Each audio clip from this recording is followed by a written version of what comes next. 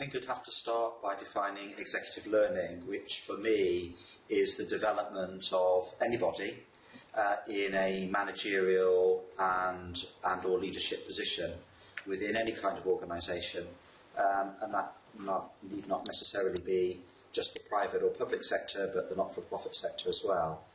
So that would be my starting point. I think there is a problem with the word industry. I think it's useful to see or try to vision what's happening in executive learning, not just countrywide or country-specific now, but globally. But I think the problem is that it's a very disaggregated industry.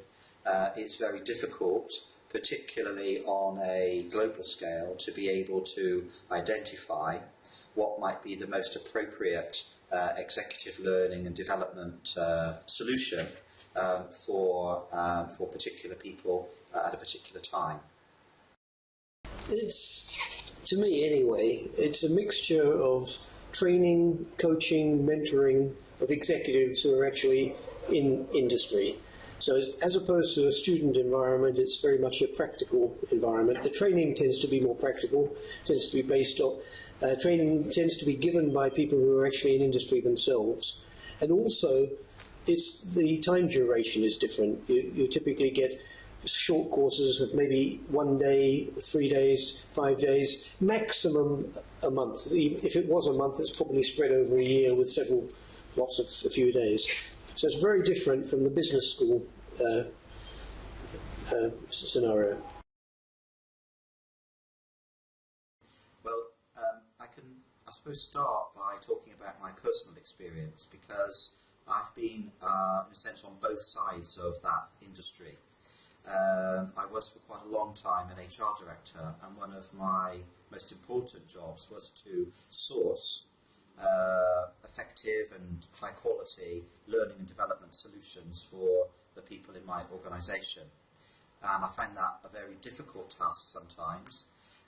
What I ended up relying on was perhaps too small a number of people that I had got to know, and I think that may be restricted the options that we could have identified and used as part of the learning and development, executive learning and development within my own organisation. So there's an issue from the point of view of people who are looking for executive learning solutions. But in my career I've also been on the other side, which is where I am now, and I'm, I suppose, a provider of at least some elements of executive learning.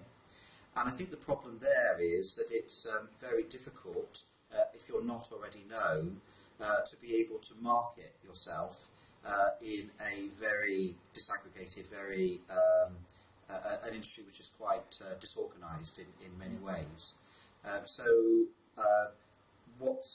What I think is important is to try to overcome those problems. I think there's one basic problem at the moment. In the current business environment, the current economic situation, budgets have been slashed. People have been looking at ways that they can reduce their budgets and improve their profitability. And the easiest way to do that is to put a line straight through training, because it doesn't affect revenue immediately. So it comes straight down as a bottom line effect that they've actually reduced their costs.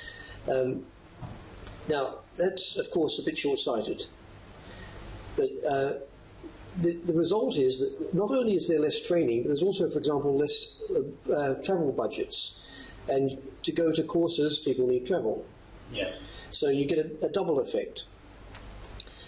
But there's now what I'm seeing, a sort of signs of a reversal, because the management of the companies are realizing that they haven't put their staff through any training programs for 3 or 4 years, and now they've got a skills gap, because for succession planning they don't actually have the next level trained up.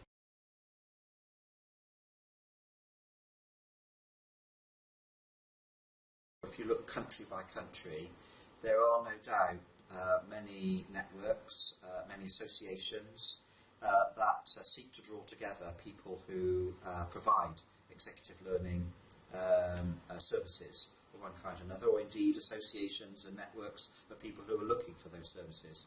But if you widen that into or look at it from a global point of view, then nothing really exists. And so, to my mind, it does need something like ASPEL, which is designed very much to bring those providers and those solution seekers, as it were, together in a very in an e-based way, and to transcend some of those boundaries which can often make the identification of good quality learning and development very difficult. So I suppose I would end by saying if ASPEL didn't exist, it would need to be invented. I think there's one that's fundamental, and I think it's the others are almost incidental in my view. Online training has to be the future. It doesn't require travel. It fits in with the whole web philosophy that the world is working on, and I think more and more you're going to see people looking for online training. Now, that's easy to say. It's not easy to do, because one of the things that executives look for in training is information, networking, information from their peers, practical exercises, case studies. It's not at all simple to put all that online. It can be done, and is being done in some cases, but it's not a simple exercise. It's no good just filming a lecture and putting it online. No one wants to watch that. It's dead boring. Yeah. So you've got to have exercises, you've got to have interaction, you've got to have chats, all these things.